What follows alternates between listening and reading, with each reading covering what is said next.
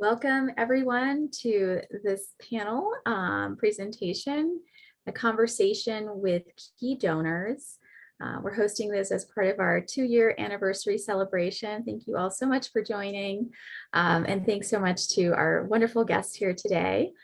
We're joined by Christina Wong of Anti-Sewing Squad, the honorable overlord of the Sewing Squad.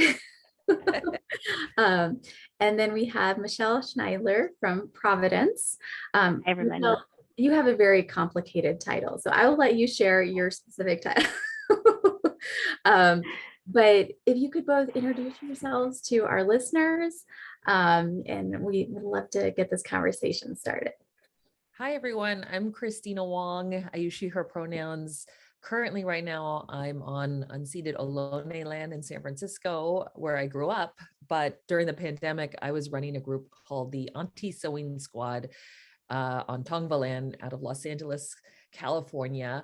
I'll just give a brief overview of Anti-Sewing Squad. So basically, I'm a performance artist. I've never done a relief aid. I've certainly never run a garment company.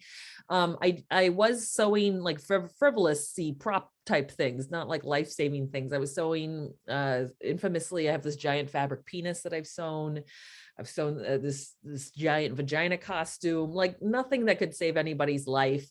But at the top of the pandemic, which is about 2 years ago this week, I had my tour canceled of my show and was deemed non-essential, as most artists were at home, and had saw this article come by saying that hospitals were looking for home sewn masks. And I was hit with this inspiration of like, oh my God, I have one essential skill. I never became a nurse, but I could save one, which was a very naive thought to have, and ended up having to form a Facebook group called Anti-Sewing Squad because I had overpromised to the internet, if you need a mask, I'll sew one for you. Now this ended up leading to me having to sort of run the group and and kind of create a structure, because apparently when you start Facebook groups, things just don't, the Facebook groups are not set up to just be automatic, efficient machines that churn out things you need. So basically over the course of 17 months, and we really went into this thinking, oh, this will just be a few weeks, and then the good old government will come in and provide us with all these masks. That never happened, as we all know. But we ended up growing to over 800 aunties all over the country, across 33 states. Some of the aunties are on the Navajo Nation. We did 8 vehicles of relief and sewing supplies to the Navajo Nation.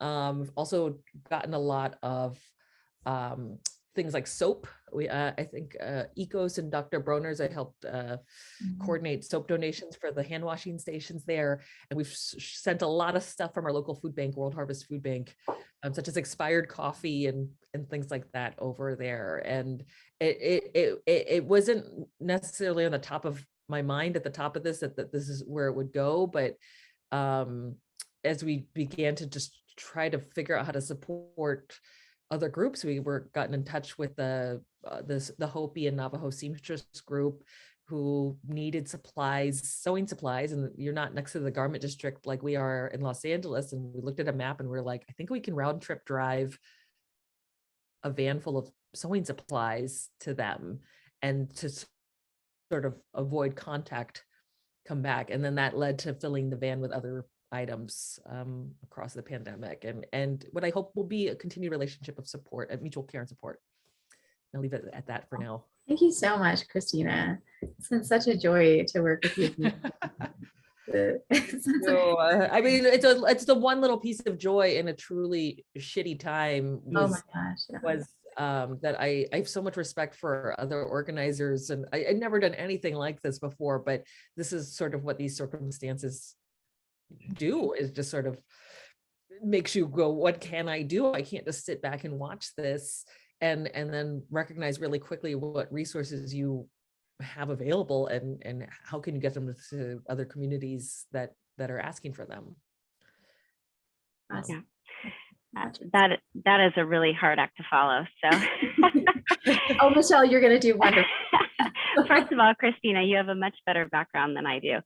But I'm in a warehouse in Lacey, Washington. I'm an operations manager for medical surplus recovery operation that's ran by Providence. So what that means is I manage this space that's filled with donated surplus that comes from our network of hospitals, and then I donate it out to local and global partners as we hear of a need. So, and that's basically how I was connected to you all, and heard of the need for PPE, personal protective equipment. And Rod Hockman, our fearless leader, wrote off a bunch of our excess PPE from COVID. And I was delighted to find an opportunity to come alongside you guys and send, I think we sent 3 different shipments of PPE over the last year to fill your COVID kits. So for me, as an operations logistics person, I was excited to be a part of something tangible. Christina, like you, it's good to be busy and put our hands around something that actually helps people and gets into families. So yeah, that's how we got connected, and been working together ever since. Yeah, wonderful. Thank you both so much.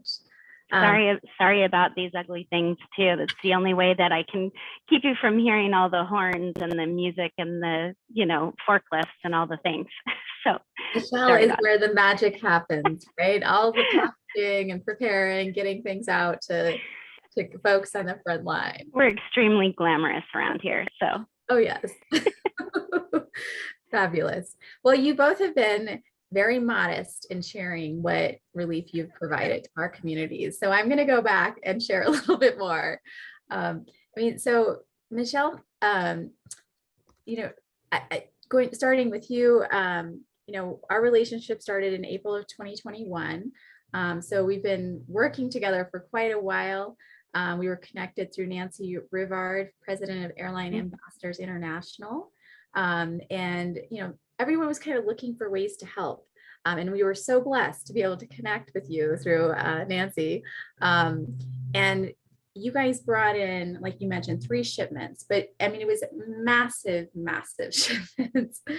We had one in May of 2021. I think that was like 4 semi-loads full.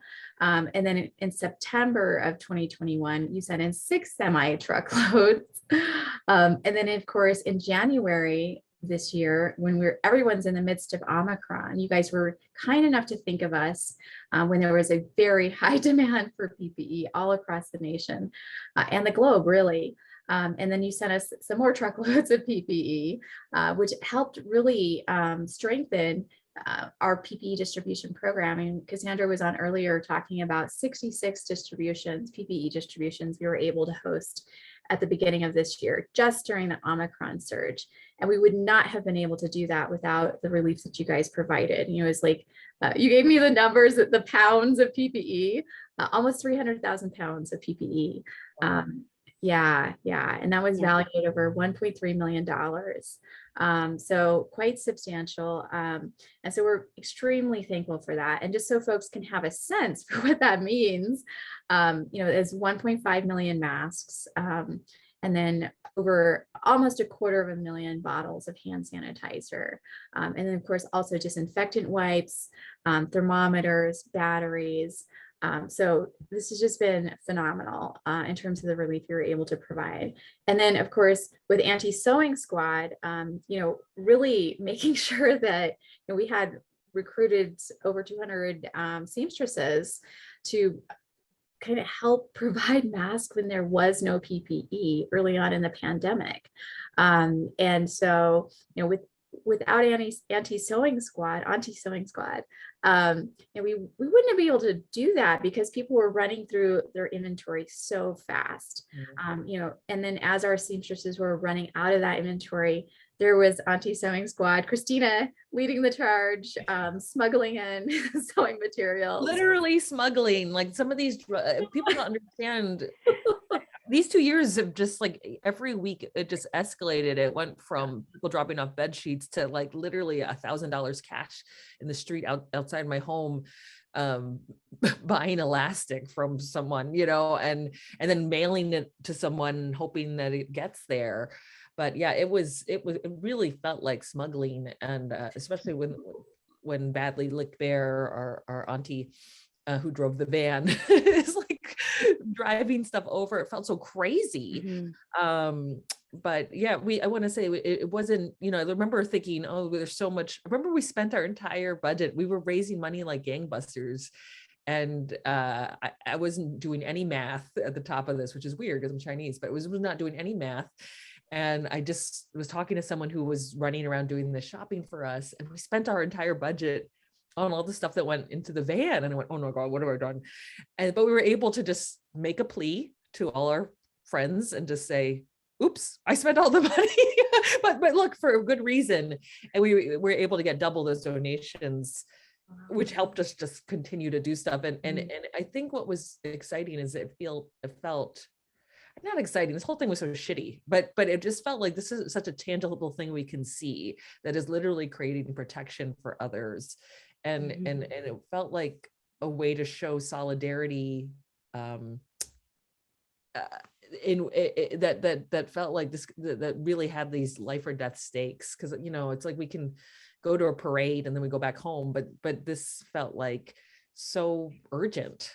We were collecting tents at one point. So some of the Navajo multi-generational families could quarantine, which felt so crazy to me. Like if you're sick, you get pushed out to the yard, go to the tent. But, that was a reality. And so we were collecting tents and coolers and things like that. Yeah, absolutely. And we were able to join with some other groups as well, like Native Nation Sewing, but combined all the stuff that you guys were able to bring. I know that, we haven't segregated like what came from Anti-Sewing Squad, what came from different groups, but that amounted to like there was 100,000 in-kind donated items, whether those were masks, scrub caps, surgical gowns, the booty covers, and then another 100,000 that our seamstresses, the 200 seamstresses that were working with you, produced. So, and again, like that couldn't have happened because our communities had really kind of fallen into paralysis. It was trying to stop everything, and then just the global supply chain had also entered paralysis. And so we really needed those items brought in so that our seamstresses could have elastic for the mask. I mean, I still can't believe Teresa always tells the story of, having to use like elastics from lingerie. Cutting bra straps and underpants elastic apart. That's a good idea. And it was, I don't know, it was a good idea. It was just sort of a necessary thing we had to do. But yeah, it was so desperate. And I guess the story we had heard before we figured out, we could probably do a round trip van in one day, was that you were all using fitted bed sheets to make gowns and using the actual elastic from the bed sheets for the part around the wrist. And we originally were like, could we try to send a bunch of those from Amazon straight to them? And then it felt so insane. Like, are we really just driving sewing supplies across 3 states? But it's sort of, I think it really sort of spoke to the paralysis that you're describing. And and just we have to distribute these things because these life or death stakes. And I mean, elevating that, like you guys were helping us fundraise, letting people know that we had this incredible need in our community, and we really appreciate that. And then of course we're helping bring in additional in-kind donations. One of my favorites is the 10,000 or so masks that you were able to bring in from the Vice President of Taiwan, which I just thought was so cool. Did we bring that in? I didn't bring that. Oh, Michelle, did you bring that in? Well, that's what Teresa says. I think they found you on their own, but I love that. I'll take credit. Sure. Yes. You're welcome. Jason Momoa gave you masks. Now, if you want to, pay back the favor, bring us Jason Momoa. Bring Jason Momoa to the aunties. And we'll be even. Awesome. Cool. Well, I mean, tell us a little bit about, what inspired you guys to work with our community. I mean, Christina, you've shared a little bit of that, but I mean, there were so many communities that had tremendous need during the course of this pandemic. What made you reach out to our communities? And our Auntie Candace found Clay. I don't remember Clay's last name, but found was connected to its Clay on your reservation, who connected us to the sewing group, and he's that's probably, yeah, I think so. And Clay and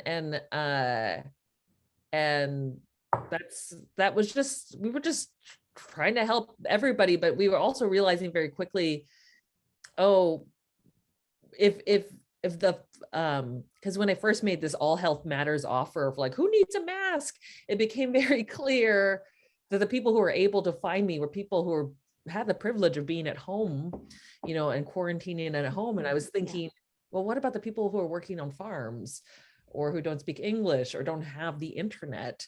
And so we sort of switched our focus rather quickly in pandemic terms to communities that couldn't find us, and we're trying to actively reach, organizers that didn't have the same access capabilities to the rest of the world.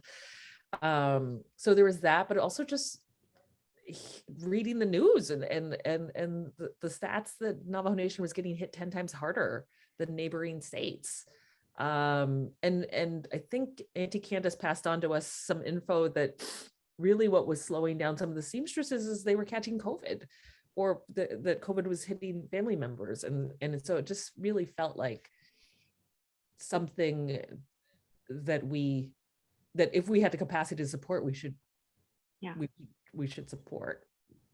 It was definitely a no-brainer. I didn't in any point of this go, oh no, let me choose. But it felt just very clear. But I think as the vans began to go back and forth, and I'd have conversations with Teresa, it was also and Teresa caught COVID at one point, but in 2021. But it became very clear, like just like these basic things that were needed. And I remember at one point we were collecting empty laundry detergent dispensers at your request, and because they were being jerry-rigged into hand washing stations, like very beautifully crafted hand washing stations with like a little bar of soap strapped to the side, and the water was filled in.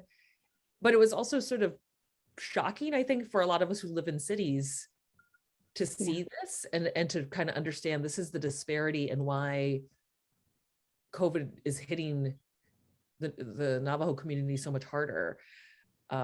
So I think helping to see that and understand the real effects of this in the news sort of compelled us to continue the support, because we had this this van basically that was going back and forth to try to deliver that support. Yeah, I think for us it was also a no-brainer. Just the same thing. You see a need that's just a few states away, and we have a whole bunch of PPE to share, and it just seemed like we can't let the transportation challenges get in the way of moving from point A to point B. So for us, it was just a kind of like a challenge. And so when I realized that it was only a matter of transporting the product from one place to the next to help, prevent the spread of COVID, I'm like, this is ridiculous. Like, we have to get rid of this bureaucracy and get rid of the barriers and just make it happen. And so it was great to work with you all with the same spirit, like people are in need and we're going to help them, period. And, it's just been a delight to be able to do that 3 times over. So I think for us, it was just, it served Providence and our efforts to get our surplus out just as much as it served your communities, because it's a joy for us to be able to prevent this from, being thrown into a landfill when it can be, saved and brought into communities who absolutely need it. So it was just fun. I like a challenge. I like to solve logistic problems. And so it was a delight to be a part of it. Yeah. But Well, certainly gave you plenty of logistic challenges to solve. yes. It sounds so Yes. simple, you know, it's like 3 large deliveries and, you know, 1.3 million masks. It was not that easy. No. Oh, No, we had our product in 4 different warehouses.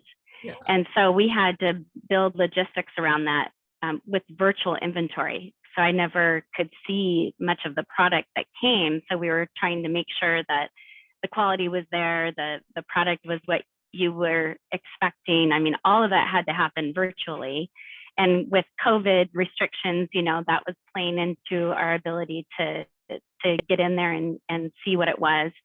And then the trucks and then the shipping costs and, you know, the first shipment we had ready, but then the transport fell through. So then we had to quickly align with one of our existing partners and they were like, yes, we can do transport. So it was just this big collaborative effort every time to figure out like, okay, we're going to make it happen. So who wants to play with us? You know, who wants to make this, you know, come shoulder to shoulder with us and make it happen because it needs to. So yeah, it was a big challenge. But Christine, I think you were saying it's just sometimes it just felt like it was so crazy, so chaotic, and there were no like clear directions and plans that we could follow to make it happen. But it happened. So.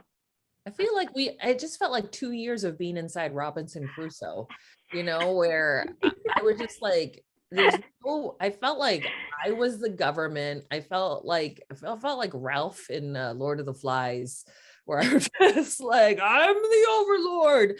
Yeah. And Ethel introduced me as the overlord of the Auntie Sewing Squad. This is like a joke. It started from a joke that I made that I was because I'm Chinese and Chinese families came to San Francisco and worked in laundries or in the garment industry. And I was like, this is so strange that like my parents and grandparents did this so that I wouldn't have to. And now I'm doing it for free because the government hasn't provided. And like all these Asian women were in our group initially. Then I moved up in the ranks and started to order white women around in our group. But anyway, this is supposed to be hilarious, folks. I love it. I love it. Thank you, Michelle. I get it. Whole Broadway show about this. I'm all for you bossing me around, Christina. You go for it. I was I was joking like, oh my God, I've become a sweatshop overlord. It felt like we created our own society, and that like. And it got to the point at the end of all this, but right before we retired from our sewing machines, that an actual government agency here in the Bay Area asked us to provide masks for like a backpack drive. And I was just like, what is happening? And in the same week, like billionaires are flying to space. And I'm just like, are we just a giant banana republic? I don't understand. I don't understand how we've become so inept at getting other human beings basic needs. Yeah. And in fact, we had we felt like we were fighting governors or like, anti-mask governors or people who sort of dismissed COVID as a real threat. And we felt like by a lot of what we were trying to do as aunties were identify those communities that weren't getting support from the government. And in fact, had government officials who weren't enforcing basic safety things and trying to get them protection. Yeah. It felt lawless. It felt so lawless. Lawlessness. Yeah, that's true. Totally. I mean, that's when you were speaking earlier, Christina, was like, I mean, basically you were doing the government's job. Yeah, completely. Yeah. Right. You felt it too, Michelle, right? You felt yes. And there were all these efforts to get this PPE overseas, right? And I'm like, this is here. We need to fill this need right here in our backyard. Yeah. This is where we need to be prioritizing our efforts. And it's so much simpler than trying to coordinate a shipping container going, overseas. And so, it just seemed like the right thing to do that everyone was overlooking. And it just needed some creativity, maybe a little tenacity and sassy. Fierceness. Yeah. Right? Yeah. I'm on Yeah. local government in Koreatown, Los Angeles, where I live, and I can tell you it is so slow to rely Yeah. on government. And I don't want to get into whatever the situation is with tribal governments, but we're just sort of finding that mutual aid and just people working to people is just faster Yeah. than True. all these people sitting in a meeting, and then they approve the minutes, and then they approve Oh the my agenda, gosh. and maybe You are somewhere speaking in my there, language right now. Oh somewhere in there they man. decide, should we send some support to this? And then all of it ends up in a warehouse because those people don't know Yep. actually how to get to actual people. And they expire, and then you have to throw it away. Yeah. Because everybody takes too long and pontificates over, who's going to do what and who's going to get the credit, and who. It's like, you guys just get it out. I had Yeah. stuff stashed all over Los Angeles. I had hand sanitizer stashed in a carport in El Torino. I had, we didn't have factories or warehouses, but we had living rooms that we sort of absorbed, what a factory overhead cost would go into. And I feel like Teresa, her Auntie Teresa on Navajo Nation, her poor garage became like a port. Where just stuff was stored. She received all these Amazon wish list packages, and she just would send us photos of these sky high packages of stuff was sent.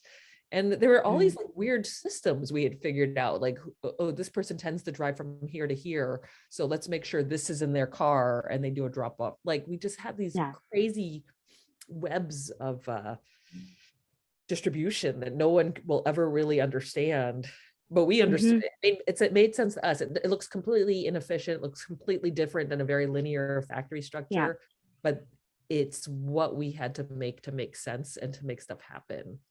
Yeah. And I know we were delighted to just fill the actual need. There's so many organizations that were just pushing whatever they had onto vulnerable communities, right? And it wasn't what they actually needed.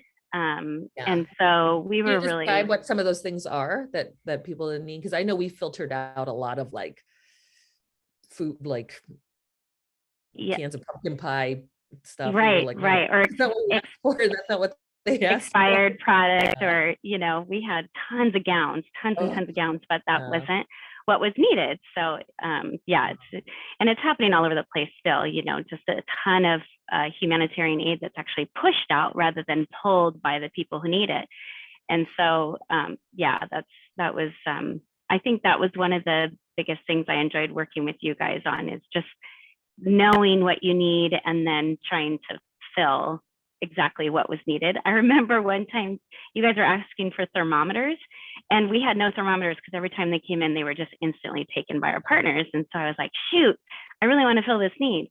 And but we didn't have anything. And then I get this random call from Disney, and they're like, we have all these thermometers and we don't know what to do with them. And so we were able to get this huge shipment of thermometers in, and then they just went right out to you guys. So I was really happy to be a part of that, because it's just fun to see how that all works. Like how if you say yes, there's this connection of the need and the what's needed, and it just kind of happened. So it was hopefully we'll keep doing it, hopefully not for COVID, because we're hoping that's going to go away and we won't have to keep dealing with that. But yeah, it was a real delight to work with you guys. But yeah, too. And I mean, what you guys have described is like, wow, that is exactly what we experienced as well. Like working with our tribal government, and just sometimes I refer to it as, like the Underground Railroad, like moving those supplies. Meet the needs of the people and not get in trouble in the process. But it was like, I know the people need these things. We have to give these things to them. Yeah. And then also just like guerrilla warfare, I mean, it was just like getting thrown into this like rumble pit and like having to do everything you could to survive. It's just like every day you didn't know what was going to happen, and you had to just constantly adapt and just problem solve. It's been a profound experience. I mean, we need to wrap up soon, but I just want you guys to share, like, what has it been like to provide the amount of relief that you guys have provided, not only to our communities, but to many underserved communities in the country?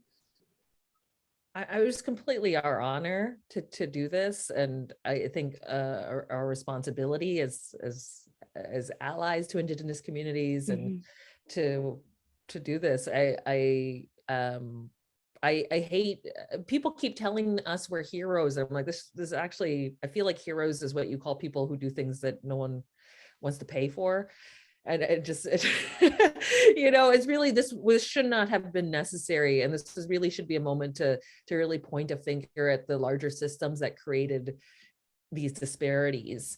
And you know, it was exhausting, but it felt like a very human thing to do. And yeah, I just, it was completely our honor to be able to be supportive in this way. Yeah, I would say it just felt right, and it felt like something that we needed to do. So I feel grateful. I mean, really, that the biggest thing that comes into my mind when you say, how does it make you feel? I just feel grateful because you gave us the opportunity to serve and make a difference. And so I think it's just an overwhelming feeling of gratitude, you know, more than anything else. So, yeah. Beautiful. Yeah, I mean, it's just being a good human being, right? That's beautiful. Awesome. Well, thank you both so much, not only for the massive amounts of relief that you've brought into our communities and the lives that you've been able to save in our community with that aid, but also just for your wonderful personalities and, you know, getting stuff. And the headsets. Right? You're so welcome for these, Ethel. You're so welcome. Anytime. Absolutely. Awesome. You guys have a beautiful day, and we'll be in touch. You know, we have potentially Omicron too, hopefully not, knock on wood. But you know, this pandemic unfortunately is ongoing, and still the governments are still not really, you know, where they need to be to make sure our communities are safe, sadly. But so I know it's exhausting, but you know, getting to work with women like you who just get things done, I mean, it's inspiring also. So you're welcome. It's mutual. Awesome. Thanks for having us on. It's fun. It's such a pleasure to finally talk. Yeah. You're such a rock star to me, Ethel. Oh my gosh. It's Ethel Branch. It's Ethel Branch of the Nation.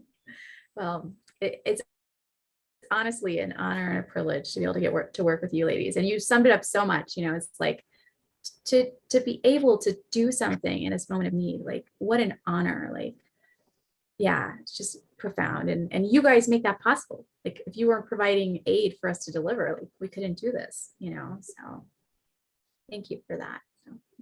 Absolutely. Yep. Have a beautiful day. Good to see you guys. Thank you.